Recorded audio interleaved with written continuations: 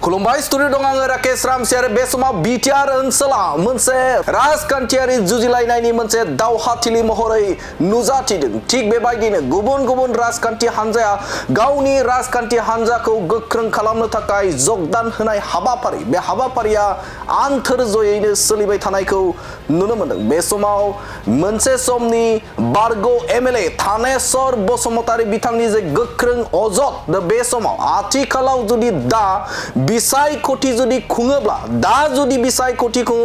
दा बिटिसिनि चिफ महरै हाग्रामा महिलारिखौ मोननो हागोन होननानै बाथ्रा बुंथिदों बिथां थानेश्वर बसुमतारी बिथाङा। सरकाराव फैनाया 100% जाबाय जे दिनैनि दिनाव इलेक्शन जायोब्ला हाग्रामा महिलारिया दिनैनि दिनावनो बिटिसिनि चिफ जाफिननाया रोखा जाबाय।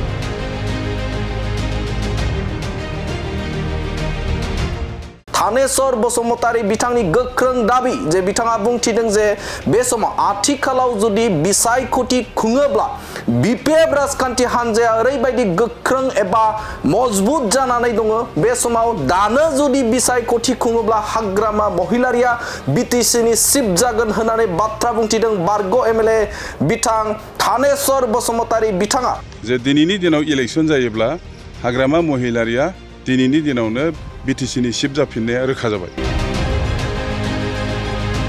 थानेश्वर बसुमतारीनि गोख्रों दाबि आरो बिथाङा बुंना लादों जे बे समाव सापागुरि विधानसभा बियाबाव बे समाव बिपिएफ राजखान्थि हान्जाया जोबोदनो गोख्रों जानानै दं। थांनाय सानाव जे सोलायथायनि मुङाव बे समाव रायजो राजाफोरा इउपिपिएल राजखान्थि हान्जानो भट होदोंमोन। इउपिपिएल राजखान्थि हान्जाखौ मदद होना देरहासार खालामदोंमोन। नाथाय नांगौ बायदि इउपिपिएल राजखान्थि हान्जाया सापागुरिनि रायजो राजाफोरनो खामानि मावनो हायाखै, जायनि थाखायनो बे समाव गोबां गुबुन गुबुन जायगानिफ्राय दिनै गुदलिगाव प्राइमारिनि गोबां रायजो राजाफोरानो हाबफैदों होननानै बाथ्रा बुंथिदों बिपिएफ राजखान्थि हान्जानि गोख्रों दैदेनगिरि बिथां बारग' एमएलए थानेश्वर बसुमतारी बिथाङा बे समाव बे हाबाफारियाव बाहागो लानानै गोख्रोङै दाबि खालामदों जे बे समाव बिपिएफ राजखान्थि हान्जाया जोबोदनो मोनसे गोख्रों जाबाय आरो जोबोद मोनसे मजबुत जानानै दङ।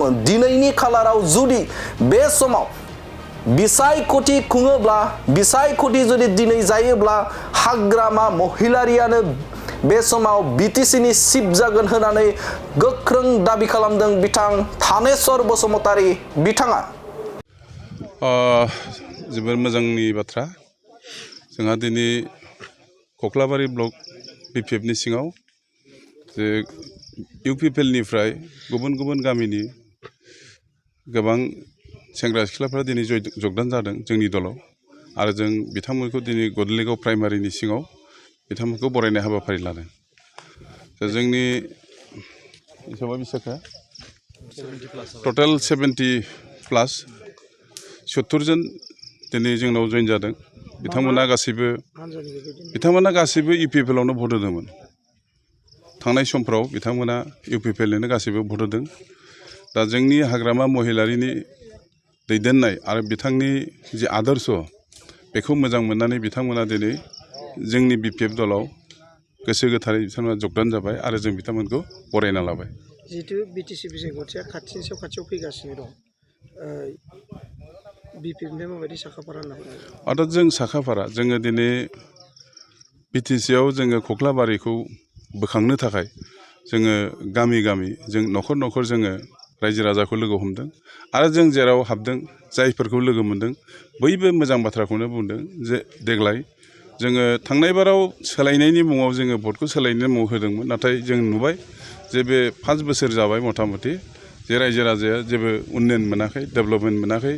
दा बेखायनो हाग्रामा महिलारि बिथाङा थांनाय 15 बोसोराव जिखिनि हाबा मावदोंमोन बेफोर हाबाफोरखौ गोसोखांफिननानै दिनै रायजो राजाफोरा बिपिएफ दलाव जगदान जाफिनबाय आरो सरकाराव फैनाया 100% जाबाय जे दिनैनि दिनाव इलेक्शन जायोब्ला हाग्रामा महिलारिया दिनैनि दिनावनो बिटिसिनि चिफ जाफिननाया रोखा जाबाय।